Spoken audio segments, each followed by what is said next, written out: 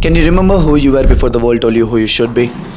I was just a normal kid, a normal student who was attending his daily classes just before 4 years. What has changed? Why do people see me with different eyes right now? Well, I'm not sure of what exactly happened, but if there's one thing that I've learned in my life till now, it is this. Do what your heart tells you to do. You're not bound to follow the orders and become a slave that they want you to be. Learn what you want to learn, do what you want to do, just prove them wrong. Never forget this.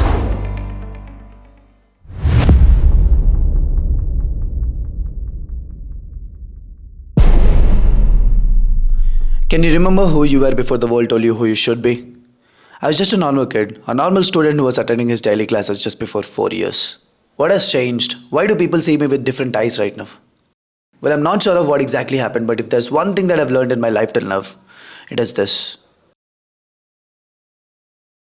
Do what your heart tells you to do. You're not bound to follow the orders and become a slave that they want you to be. Learn what you want to learn, do what you want to do, just prove them wrong. Never forget this.